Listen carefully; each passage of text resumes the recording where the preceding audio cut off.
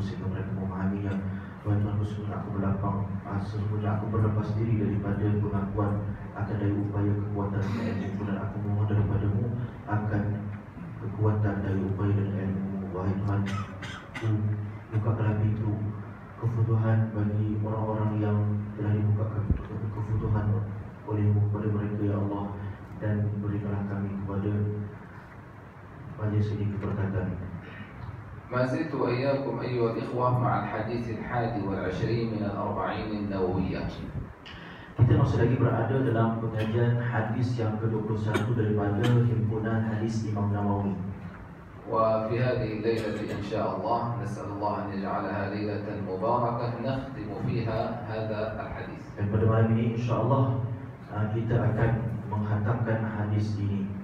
وهذا الحديث رواه الصحابي سيدنا سفيان بن عبد الله، yang mana diriwayatkan hadis ini oleh Sufyan bin Abdullah حين سأل النبي صلى الله عليه وسلم ketika mana beliau bertanyakan kepada Nabi sallallahu alaihi wasallam, قال يا رسول الله قل لي في الإسلام قولا لا أسأل عنه أحدا غيرك. Beliau bertanya, wahai Rasulullah, katakan kepada aku perkara yang aku tidak akan tanya selepas ini satu soalan pun seorang daripada.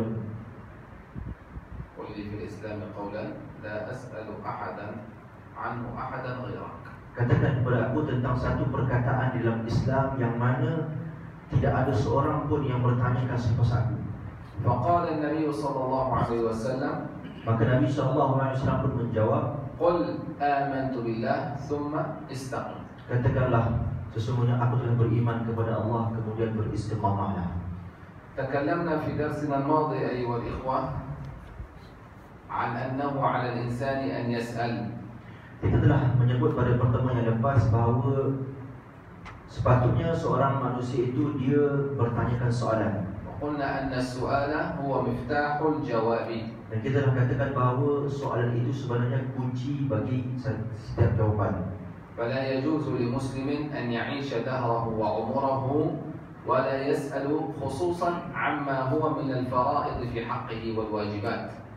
Dan tidak sepatutnya setiap orang itu sepanjang ataupun seumur hidupnya dia tidak bertanyakan tentang soalan yang menjadi kefarduan di dalam kehidupannya. ثم تكلمنا عن قوله قل آمنت بالله. Dan kita telah pun menjelaskan tentang sabdaan Nabi SAW ataupun pertanyaan ataupun sabdaan Nabi SAW, iaitu katakan aku telah beriman kepada Allah. وتكلمنا شيئا يسيرا عن قوله آمنت بالله.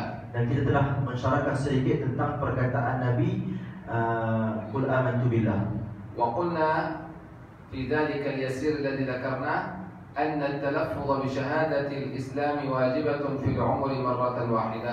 Dan kita telah menyebut bahawa setiap mengucap dua kalimah syahadah itu satu kewajipan di dalam setiap diri seorang Muslim hanya sekali sahaja. هذا في حق المسلمين. Iaitu pada hak kewajipan seorang Muslim. أما في حق غير المسلم فلا يصح إيمانه حتى يتلفظ بالشهادتين أشهد أن لا إله إلا الله وأشهد أن محمدا رسول الله. Adapun selain Muslim ataupun orang-orang kafir, maka tidak sah iman mereka melainkan setelah mana mereka menuturkan perkataan syahadah. الاستقامة أيها الإخوة كثير من الناس يستصعب أو كثير منا يستصعب سلوك طريق الاستقامة. Istiqamah, ramai dari kalangan kita yang susah untuk mempraktikkan istiqamah tersebut dalam kehidupan mereka. وقلنا فيما مضى أن الاستقامة إذا شئت أن تستقيم. Dulu kita pernah bercakap kalau kita nak menjadi orang yang beristiqamah, قلنا أولا أن تشعر أن الله مراقب لك. dengan cara pertamanya kita mesti rasa bahawa Allah senantiasa memerhatikan kita. الأمر الثاني أن تتذكر أن هذه المعصية مآلها إلى خسران وعقاب. Dan kita perlu beringat bahawa setiap maksiat yang kalau kita nak lakukan, kita akan menghadapi kemudian daripada itu balasan ataupun azab. قلنا الأمر الثالث أن تصحب أهل الخير. Yang ketiga, dengan cara kita berkawan ataupun berteman dengan orang-orang yang melakukan amalan soleh. فالرجل كما قال النبي صلى الله عليه وسلم في الحديث على دين خليله فلينظر أحدكم من يخالف. Jadi setiap individu daripada kita seperti mana yang Nabi SAW sabdakan, setiap orang itu di atas agama taulannya ataupun temannya. لكن الاستقامة لها أساس لا بد منه. Dalam masa yang sama juga istiqamah itu dia mempunyai asas yang cukup penting. وهو حسن الإيمان وصحة الإيمان والعقيدة هي أساس للاستقامة. Yaitu keindahan iman dan juga asas yang ada pada iman dan juga keelokan yang ada pada iman itulah sebenarnya menjadi kepada asas untuk beristiqamah. فإذا كان الإيمان إيمانا صحيحا سليما من الشوائب والبدع والأهواء والعقائد الزائغة كانت ثمرة هذا الإيمان ثمرة صحيحة سليمة. Jadi iman yang bersih, iman yang elok, yang cantik, tidak terdapat ataupun tidak bercampur dengan amalan-amalan bid'ah ataupun amalan-amalan maksiat, maka ketika itu dia akan menghasilkan amalan ataupun perbuatan yang lagi elok. نعم. فالإيمان أساس في كل شيء. Jadi iman itu sebagai satu tunjang pada setiap perkara. وما أسر امرؤ سريرة في قلبه إلا ألبسه الله رداءها يعني لباسها. Jadi apa yang kita rasakan daripada keseronokan, maka ketika itu sebenarnya Allah telah memakaikan kita dengan pakaian yang seronok. فالإيمان أو العقيدة المنحرفة العقيدة الزائغة تولد أفعالا منحرفة. Jadi kepercayaan ataupun iman ataupun kepercayaan yang sesat ataupun terbesok itulah yang akan membawa seseorang itu kepada amalan yang tidak elok. والعقيدة السليمة تولد أفعالا سليمة. Dan akidah yang selamat itulah yang akan melahirkan perbuatan yang elok. لذلك قلت مرة في إحدى المحاضرات في إحدى المؤتمرات في المغرب حين دعيت إلى مسألة في الإرهاب ما علاج الإرهاب. Jadi sebab itu aku pernah berkata, kata Syekh, dalam satu persidangan yang berlangsung di Morocco, apakah ubat ataupun apakah cara-cara untuk kita mengelakkan daripada keganasan. قلت لهم أنتم تكلمتم عن معالجة هذا الأمر من حيث الحكومات والقوانين.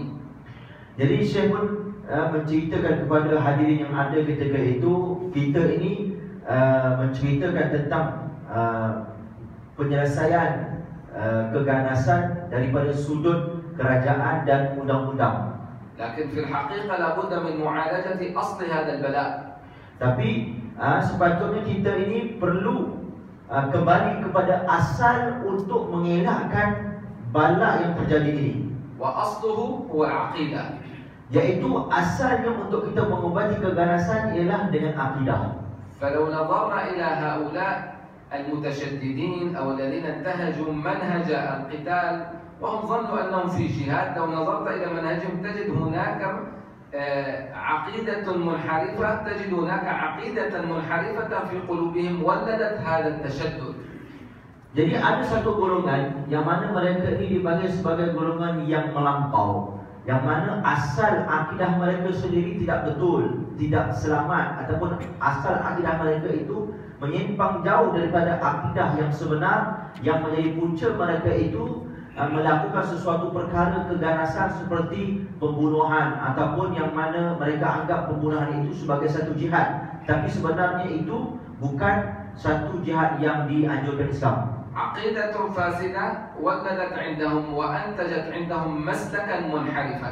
Jadi akidah yang rosak itulah yang melahirkan satu amalan yang tidak elok. فمجابهة هذه الأمور لابد من إصلاح العقيدة أولا. Jadi kalau kita nak memperelokkan perkara-perkara tersebut ataupun nak mengelakkan ataupun nak membentras keganasan-keganasan yang berlaku, kita kena elokkan melalui akidah mereka. ولذلك النبي صلى الله عليه وسلم في المرحلة المكية عمل 13 عاما في إصلاح العقيدة. Kerana itulah Nabi SAW dalam proses dakwah di bumi Mekah selama 13 tahun Nabi SAW memperelokkan akidah penduduk Mekah. ثم فرضت الفرائض بعد ذلك. Setelah mana 13 tahun berlalu, barulah difardukan kepada mereka ataupun kepada orang yang telah memeluk Islam amalan-amalan fardu. وحرمت المحرمات بعد ذلك. Dan diharamkan ketika itu juga perkara-perkara yang diharamkan. فأغلب الفرائض وأكثر المحرمات إنما فرضت وحرمت في المرحلة المدنية. Jadi setiap hukum hakam daripada kewajipan dan kefarduan yang telah diturunkan dan juga perkara-perkara yang dilarang daripada benda-benda yang haram, perkara tersebut difardukan ataupun disuruh dilakukan ketika mana baginda SAW telah berhijrah ke Madinah. نعم. فلذلك النبي كان يعالج هذه المسألة، مسألة العقيدة السليمة. Jadi kalau kita lihat bagaimana Nabi SAW mula-mula sekali baginda berdakwah, pertamanya baginda mengislahkan ataupun memperelokkan akidah. وحين أساء الصحابي أبو ذر الغفاري رضي الله عنه للرجل الأسود الذي قيل في بعض الشروح أنه سيدنا بلال فعيره بأمه بقوله يا ابن السوداء. Kerana itu, apa yang berlaku daripada perbuatan Abu Zar Al-Ghifari terhadap salah seorang sahabat, Abu Zar Al-Ghifari seorang sahabat juga, tapi dia ada satu buat benda yang tidak elok kepada sahabat yang lain, iaitu dikatakan sebagaimana ulama-ulama sirah menyebut, dia mengkasari Bilal bin Rabah dengan menyatakan ataupun mengaibkan beliau dengan mengatakan wahai anak keturunan orang hitam. نعم. النبي ماذا قال له؟ قال إنك امرؤ فيك جاهلية. Jadi Nabi SAW bila melihat perbuatan Abu Zar Al-Ghifari ketika itu, baginda menegur, sesungguhnya engkau ini manusia yang masih lagi ada perangai-perangai jahiliyah. نتج منه فعل جاهلي. Yang mana keluar ataupun terbit daripada kata-kata Abu Zar, perbuatan jahiliyah. هذا الفعل الجاهلي أساسه التكبر. Yang mana perbuatan jahiliyah ini berasaskan sifat takabur. هذا التكبر أساسه أنه يوجد شيء لم يصلح في إيمانه بعد. Jadi terbitnya sikap takabur ini berpunca daripada beberapa kejahatan jahiliyah yang tidak diperelokkan di dalam iman mereka. نعم. فالنبي عالج لهم هذه المشكلة التي في قلبه في إيمانه. Jadi Nabi SAW pun mengubati perbuatan Abu Zar tadi yang ada pada iman dia tadi supaya keluarkan perangai tersebut. وقول سيدنا محمد صلى الله عليه وسلم قل آمنت بالله ثم استقم ليس قولا عبثيا وحاشاه أن يعبث في كلامه صلى الله عليه وسلم. Jadi sabdaan Nabi SAW yang menyebut Qul amantu billah, katakanlah sesungguhnya aku telah beriman kepada Allah Subhanahu wa taala, itu bukan kata-kata yang abasian yani bukan kata-kata ataupun omong-omong yang kosong. نعم. فالإيمان أصل في الاستقامة. Kerana iman itu asas ataupun asal untuk menerbitkan amalan istiqamah. الإيمان يورثك التواضع. Iman mewariskan untuk kita perangai tawadhu. لو كنت مصليا Kalau kita seorang yang bersembahyang, الصلوات الخمس جماعة sembahyang 5 waktu berjemaah, ومزكيا dan juga orang yang senantiasa memperelokkan diri, وصائما dan orang yang berpuasa, وقائما dan orang yang mendirikan qiyamul lail, وذاكرا لله، dan orang yang berzikir kepada Allah. إلا أنك تتكبر على خلق الله Tapi ada satu masalah, kita ini ada satu penyakit takabur. فلن ينفعك شيء. Maka ketika itu amalan-amalan yang kita buat daripada kebaikan itu sebenarnya tidak memberi manfaat langsung untuk kita sebab ada perangai takabur. لأنه ورد في حديث Terdapat dalam hadis حديث قدسي kursi, الكبرياء ردائي. الكبرياء ردائي. التكبر يعني الرداء ما تعرف الرداء تشبيه هذا من الله. Perangai takabur, sifat takabur itu sebenarnya ليس التكبر، الكبرياء. المتكبر سبحانه وتعالى. Sifat kibria, sifat belagak sombong ni, Allah firman dalam hadis qudsi, sifat belagak sombong kibria ni ialah pakaianku, kata Allah. والعظمة إزاري. Dan keagungan, kebesaran itu ialah pakaianku juga. نعم. من نازعني عليهما. Sesiapa yang mencabar aku dengan kedua benda yang aku ada ini, قسمته يعني قتلته غضبت عليه ولا أبالي. maka sesungguhnya ketika itu aku telah memurkai orang tersebut kerana tidak layak bagi manusia itu ada sifat kibria, sifat belagak sombong. ولذلك أخبر النبي صلى الله عليه وسلم عن المتكبرين. Kerana itu Nabi SAW menceritakan tentang kaum yang takabur. يحشرون يوم القيامة كأمثال الذرة التي لا ترى بالعين. Orang golongan takabur ini, mereka ni akan dibangkitkan pada hari kiamat besok seakan-akan biji sawi, tak nampak langsung. تطأهم الناس بأقدامهم. Sehingga kan mereka ini dipijak oleh manusia-manusia lain sebab halusnya tidak dinampak oleh manusia yang besar lain. تحقيرا لهم لأنهم تشبهوا بصفة من صفات الربوبية لا ينبغي لعبد أن يتصف بها. Sebabnya mereka dijadikan begitu, dibangkitkan hari kiamat dengan sebesar ataupun sekecil biji sawi, kerana mereka telah hidup di dunia dahulu dengan sifat takabur, iaitu satu sifat atau sifat kibria, iaitu satu sifat yang hanya layak untuk Allah Subhanahu wa taala sahaja. Al-iman kullama ta'ajjajat anwaruhu fil qalb. Jadi setiap kali iman itu terpancar dalam hati kita, جعل عندك زيادة في معرفة الله وكمالا في معرفة الله. Ketika itulah kita akan bertambah untuk mengenal Allah Subhanahu wa taala. ومن عرف الله حق المعرفة خضع وانكسر وتواضع. Barang sesiapa yang dia mengenali Allah, dia tahu siapa Allah, dia ada ilmu mengenal Allah Subhanahu wa taala, ketika itulah diri dia akan lagi tunduk rendah menyembah bumi. فإن رأيت امرأ متكبرا فاعلم أن قلبه لم يعرف الله. Kalau kita jumpa orang yang ada sifat takabur, kita kena tahu ketika itu bahawa orang tadi dia tak kenal Allah langsung. هذا مثال من الأمثلة التي نراها في واقعنا اليومي. Inilah yang kita boleh lihat pada realiti kehidupan kita pada hari ini. انظروا إلى كيف أن الإيمان أساس في الاستقامة. Jadi kita kena tengok iman tadi menjadi asas ataupun tunjang untuk melahirkan sifat ataupun perbuatan amal istiqamah. الإيمان يعلمنا أن الملهم والموفق في الأفعال والطاعات إنما هو الله سبحانه وتعالى.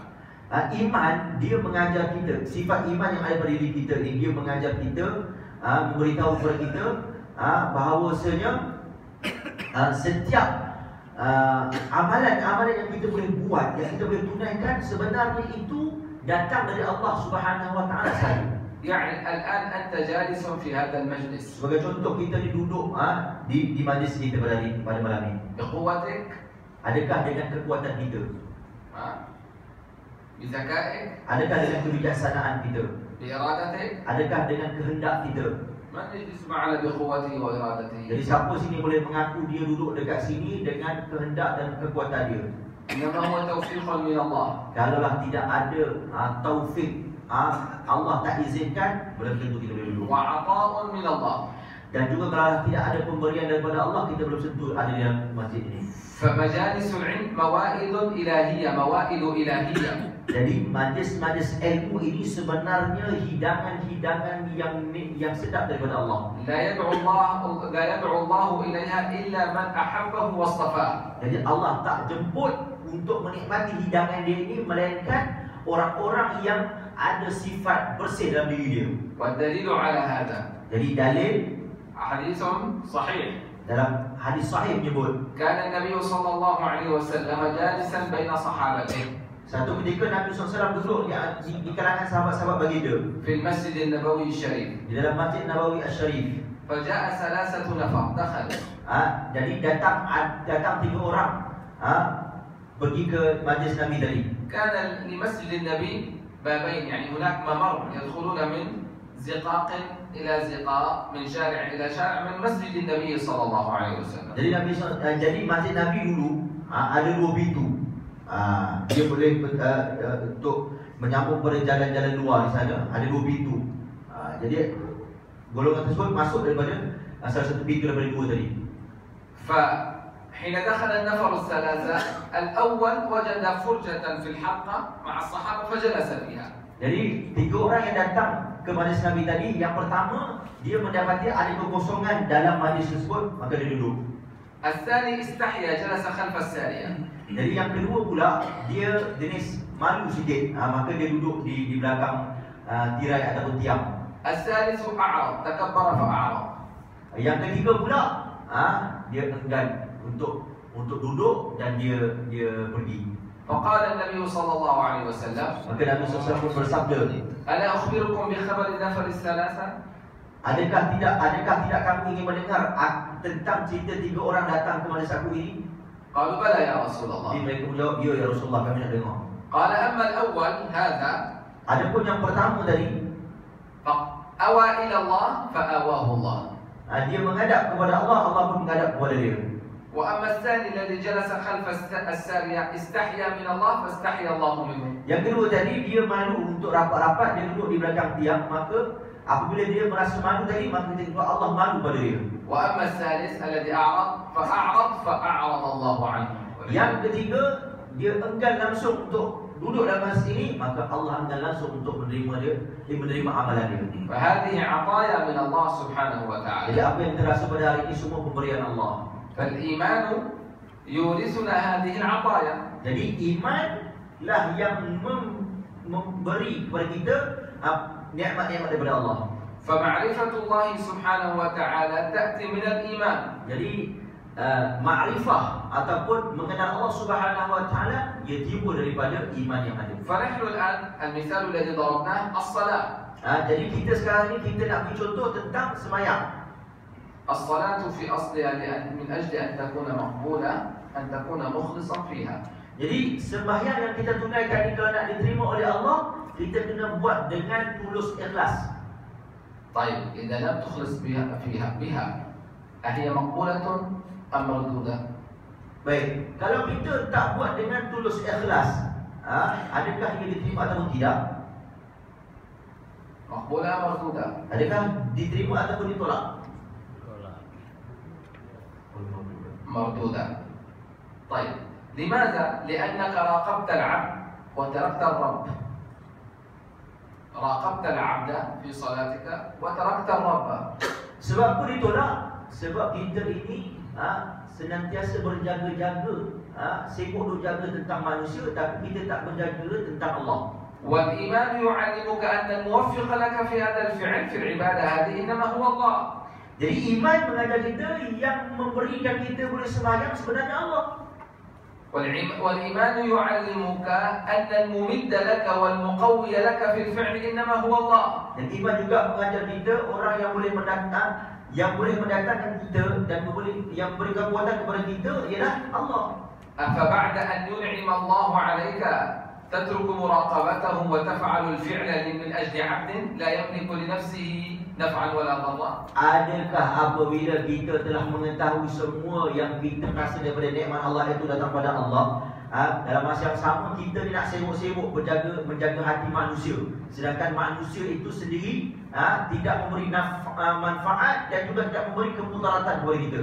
لذلكم الإيمان كما أسلفنا أساس في الاستقامة. Jadi kita perlu tahu bahawa si iman itu menjadi asas untuk melahirkan amalan istiqamah. فلا بد من إيمان صحيح. Tidak dapat mesti kita ni ada iman yang sahih, yang benar. لا تشبيه فيه. Tidak ada penyerupaan padanya. ولا تمثيل.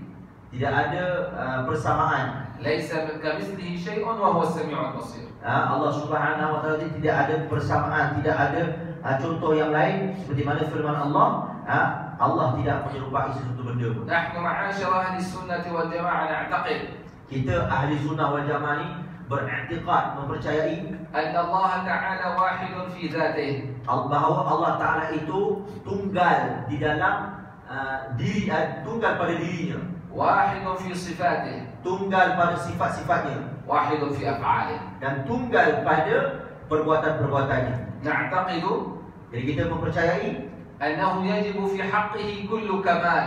bahawasanya mesti pada Allah ada sifat-sifat kesempurnaan. نعتقد Kita mempercayai أنه يستحيل في حقه كل نقصان. tak masuk akal bahawa Allah itu ada sifat-sifat kekurangan. نعتقد Kita mempercayai أنه يستحيل في حقه الجهاد. bahawasanya tak masuk akal, tak logik Allah itu berada di setiap sudut. فلا يقال أن الله فوق Jadi kita tak boleh nak kata Allah itu di atas, ولا يمين ataupun di kanan, ولا شمال ataupun di kiri, ولا أمام ataupun di depan, ولا خلف ataupun di belakang, ولا تحت. ataupun di bawah. لأن هذه الجهات Kerana bahawa setiap sudut ini كلها كانت عدما dulunya asalnya tak ada. ثم أحدثها وخلقها الله. Kemudian Allah adakan, wujudkan dia. فالله موجود قبل خلق هذه الجهات. Jadi Allah dia ada sebelum adanya benda ini. نعتقد Jadi kita mempercayai أنه يستحيل في حقه الزمان. bahawa dia tak masuk akal Allah itu wujud bersama dengan masa. نعتقد Kita mempercayai أنه لا يعقل في حقه الكيف، أن نقول كيف استوى أو كيف كذا. نعم. kita tak boleh nak bertanyakan macam mana Allah duduk, macam mana Allah berdiri. هذه العقيدة السليمة Jadi akidah yang betul ini هي عقيدة السادة الأشاعرة والماتريدية. akidah bagi ulama-ulama mazhab Asy'ari dan juga mazhab Maturidi. هذه العقيدة إن سلكها الإنسان نتج عنها فعل صحيح وعبادة سليمة. Jadi barang siapa yang mengikut akidah ulama Asy'ariyah ini, maka dia akan menerbitkan daripada diri dia amalan-amalan yang sahih, yang betul. ولذلك نجد أغلب هؤلاء الذين نسأل الله أن يهدينا وإياهم الذين يعلنون مسألة القتال أو الجهاد أو ما يسمونه جهادا في العالم يسلكون غير هذا المسلك في العقائد. Jadi kalau kita tengok sebenarnya pada hari ini, orang yang mendakwa kepada jihad, orang yang cuba mengiklankan peperangan jihad ini, sebenarnya mereka itu bukan daripada asal akidah Asy'ariyah. نحن هنا لا نشكك في نياتهم. Tapi kita tak berasa syak dalam niat-niat mereka. نحن لا نستطيع أن نقول هم غير مخلصين. Dan kita pula tak boleh nak cakap mereka ni tak ikhlas. قد يكونوا مخلصين أكثر منا. Terkadang-kadang mungkin mereka itu apabila niat ikhlas mereka lebih hebat daripada ikhlas kita. لكن المشكلة Cuma yang jadi masalah, المسلك الذي سلكوه وهم مخلصون مسلك خاطئ. jalan yang mereka lalui dalam masa yang sama mereka itu ikhlas, jalan yang tidak benar, jalan yang salah. نفس الخطأ الذي وقع فيه أسامة بن زيد. Seperti mana yang berlaku pada diri Usamah bin Zaid. حين استمكن من الرجل الكافر فقال الرجل لا إله إلا الله محمد رسول الله فقتله. Yang mana dia mengingkari seseorang, dia mengingkari ataupun tidak mempercayai orang kafir yang telah mengucap dua kalimah syahadah, asyhadu an la ilaha illallah wa asyhadu anna rasulullah. Dia tak percayai ucapan tersebut, maka dia bunuh. هل عندنا شك أن أسامة كان مخلصا؟ Adakah kita hari ini boleh merasa syak pada Usamah bin Zaid tadi, adakah dia ikhlas atau tidak? كان مخلصا. لا شك أنه كان مخلصا. Jadi kalau kita tengok betul-betul, perhati betul-betul, Usamah bin Zaid sebenarnya orang yang betul-betul ikhlas, nak bunuh orang tadi. لقد تربى في بيت النبي صلى الله عليه وسلم. Yang mana dia tadi orang yang diberi tarbiyah, pendidikan dalam rumah Nabi sendiri. والنبي يحبه والنبي لا يحب المرائين والمنافقين. Yang Nabi SAW sendiri sayangkan kepada Usamah bin Zaid dan Nabi SAW dalam masa yang sama benci kepada orang yang berlagak ataupun orang munafik. لكن مع هذا الإخلاص أخطأ في الفعل. Tapi apa yang silap iaitu Usamah bin Zaid tadi, dia dalam masa yang sama dia seorang yang ikhlas, dia tersilap dalam membunuh orang yang mengucap tadi. فحين علم النبي صلى الله عليه وسلم قال يا أسامة أتقتل رجلا قال لا إله إلا الله. Jadi Nabi bila tahu kisah tersebut, Nabi tanya kepada Usama, wahai Usama, adakah engkau membunuh seorang yang telah mengucap la ilaha illallah? قال يا رسول الله قال خوفا من السيف. Jadi Usama pun pada menjawab, dia jawab, dia ni ya Rasulullah, mengucap sebab takut dengan pedang aku. فقال هل شققت عن قلبي فعلمت أنه قال خوفا من السيف؟ Jadi Nabi tanya lagi kepada Usama, wahai Usama, adakah engkau tahu apa yang ada dalam hati dia? Adakah hati dia tadi takut dengan pedang kau ataupun tidak? وصار النبي يعاتب كيف بك بلا إله إلا الله يوم القيامة يا أسامة. Jadi mulalah Nabi SAW menekan Usama, bagaimana engkau ni wahai Usama boleh membunuh orang yang telah mengucap la ilaha illallah. من كثرة ما غضب النبي وعاتبه قال أسامة ليتني لم أكن مسلما في ذلك اليوم. Jadi bila Nabi terlalu murka dengan Usama dan terlalu menekan Usama dengan ulang-ulang tanya pada Usama, maka sehinggakan Usama ketika itu menyebut, kalaulah aku tahu silapnya aku ni, mudah-mudahan masa yang aku buat silap itu bukan ketika itu aku orang Muslim. نعم، من كثرة ما عاتبه النبي صلى الله عليه وسلم وشدد عليه في الأمر. Sebab apa? Sebab Usama merasa kesal setelah mana Nabi selalu menekan-nekan ataupun menegur-negur dia di atas kesilapan beliau. فنحن لا نشكك في نية أحد ولا علاقة لنا بالنيات لأن الأمر مخفي علينا، لكن نحن نتكلم وننظر إلى المنهج والمسلك. Jadi kita ni tak boleh nak hukum seseorang tadi ikhlas ataupun tidak, sebab ikhlas ni masalah yang tersimpan dalam hati. Tak ada siapa orang pun boleh baca hati orang lain.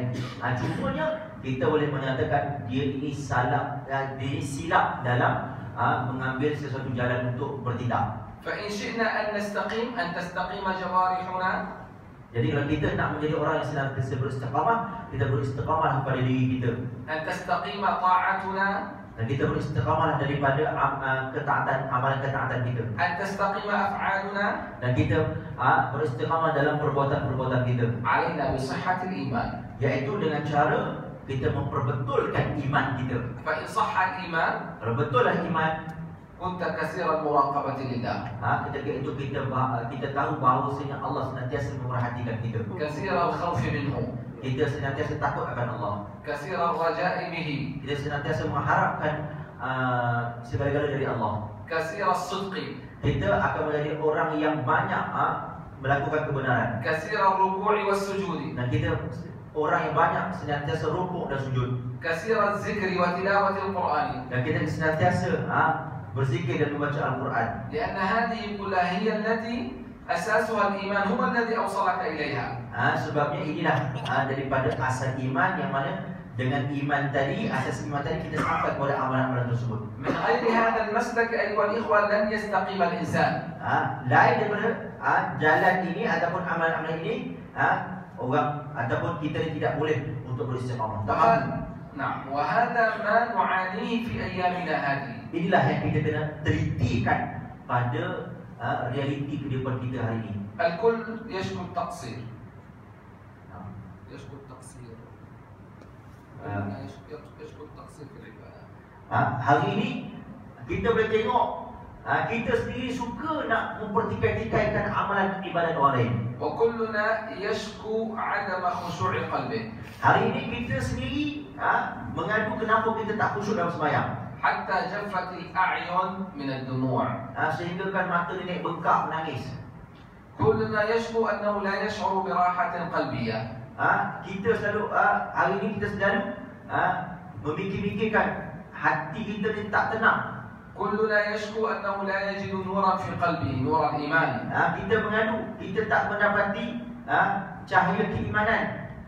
كلنا يشكو أنه لا يجد حلاوة للعبادة. Kita hari ini mengadu kenapa tak boleh rasa kemanisan ibadat. ما سبب كل هذه الشكاوى؟ Jadi apa punca-punca terjadi perkara tersebut? إيماننا أيها الإخوة ما زال مخلخلا. Jadi puncanya ialah iman kita ini masih lagi ada lompong-lompong ataupun ada lubang-lubang. بعضنا عنده اعتقاد في الآخرين أكثر من اعتقاده بالله. Hari ini kita boleh tengok ada beberapa dari orang yang berdagang kita, dia percaya dengan manusia lain lebih lagi dia percaya pada Allah. فيعتقد النفع والضر في فلان أكثر مما يعتقده بالله. Sehingga kan dia menyangka manusia tadi boleh memberi manfaat dan kemudaratan lebih daripada Allah yang sebenarnya memberi manfaat dan kemudaratan. بعضنا سلك مسلك المداهنة والنفاق والعياذ بالله. Ada dengan kita yang cuba melalui jalan-jalan munafik ataupun jalan-jalan pembohongan, من أجل أن يسير أمور حياته ودنياه. Iaitu dengan cara mereka bermuka-muka supaya dapat kesenangan hidup. وقس على ذلك أمورا كثيرة. Jadi kita kena kiaskan dengan perkara-perkara yang lain. كيف يجد الإنسان حلاوة الطاعة في قلبه إذا كان على هذا الشكل؟ Jadi macam mana kita nak merasa kemanisan iman dalam hati kita kalau ada perangai-perangai tersebut yang tidak elok. لذلك أيها الإخوة لابد من إعادة إجراء الحساب بيننا وبين الله. Jadi kita ni kena kembalikan muhasabah siapa kita dengan Allah Subhanahu Wa Taala. كل واحد منا Setiap seorang dari kita, طبعا من أهل الأعمال والشركات يعني daripada orang yang bekerja, أنا لست منهم. saya tak bekerja. كل واحد منهم يجري في آخر العام جرد حساب لكل ماله وما عمل وكم ربح إلى ما هنالك. Orang kita ni orang yang mencari duit, hujung tahun besok kita akan kira berapa banyak untung, berapa banyak rugi. صحيح أم لا؟ Betul tak? صحيح؟ صحيح أم لا؟ Betul. يعمل بدون إجراء حساب؟ Adakah kita ni bekerja je, tak ada kira untung rugi? كل شركة لها محاسب. Setiap kalau kita ada syarikat, kita ada accountant. هذا سؤالي. أنت محاسب. صحيح؟ نعم. كل شركة لها محاسب يفعل كل هذه الأمور. Setiap syarikat dia ada accountant yang mana dia akan kira-kira balik. حتى يرى في نهاية العام ما الذي دخل وما الذي خرج إلى صندوقه. Supaya dia tengok apa yang keluar, apa yang masuk dalam account dia. وهكذا عليك أن تفعل مع الله. Jadi kalau kita boleh buat macam tu, kita kena buat juga dengan Allah Subhanahu Wa Taala. لكن هذا الفعل لا تفعله في العام مرة. Cuma jangan kita buat sekali setahun, كل يوم tapi tiap-tiap hari قبل أن تنام sebelum tidur. تذكر ماذا عملت. Jadi kita kena ingat apa yang kita dah buat. فبعد قليل ستغمض العينين. Sebab kita sekejap lagi nak tutup mata kita. لكن ثق تماما Cuma kita kena siqah ataupun percaya betul-betul أنك ربما لن تفتحها بعد ذلك. bahawanya kemungkinan kita ni tidak akan buka mata selepas itu. لذلك يسمى الموت الأصغر. Sebab itu tidur ini dinamakan sebagai mati yang kecil. كم من إنسان أغمض عينيه ولم يفتحهما. Berapa ramai orang yang telah tidur langsung tak bangun. وكم من إنسان خرج ماشيا على القدمين فأعيد إلى البيت محملا. Berapa ramai orang yang keluar pergi bekerja, tiba-tiba balik ke rumah, duduk dekat dalam keluarga dah. وكم من إنسان أكل لقمة فوصلت إلى حلقه ولم تصل إلى معدته. Berapa ramai orang yang makan, tiba-tiba tersekat dekat kerongkong dia, langsung tak masuk dalam perut, tak rasa kenyang. حساب. Jadi kita kena hisab, kena kira-kira. يقول سيدنا عمر حاسبوا أنفسكم قبل أن تحاسبوا. Sayyidina Umar pernah berpesan, kira-kiralah diri kamu sebelum kamu ini dikira-kira. وزنوا أعمالكم قبل أن توزن عليكم. Timbanglah amalan kamu, berapa banyak kamu dah melakukan kebaikan sebelum amalan kamu itu ditimbang. وتهيئوا للعرض الأكبر. للعرض الوقفة الكبرى على الله. Dan rasalah seakan-akan kita ini berada pada hari yang kita ini berdepan dengan Allah. لذلك قال العلماء Kerana itu ulama menyebut, من أكثر من محاسبة نفسه في الدنيا والاستغفار هان عليه الحساب يوم القيامة. barang sesiapa yang senantiasa bermuhasabah dan senantiasa memperbanyakkan beristighfar, maka dia akan dipermudahkan ketika mana hari yang dihisabkan amalan. هذا من معاني قوله تعالى فسوف يحاسب حسابا يسيرا. Itulah yang tersirat dalam firman Allah, maka sesungguhnya akan dihisapkan setiap orang dengan hisab yang ringan. فانتبه لنفسك. Jadi kita kena berhati-hati pada diri kita. انتبه الآن. Sekarang. قبل أن ينبهك الموت. Sebelum kematian memberi amalan kepada kita. فقد ورد في الأثر Ada terdapat dalam asar sahabat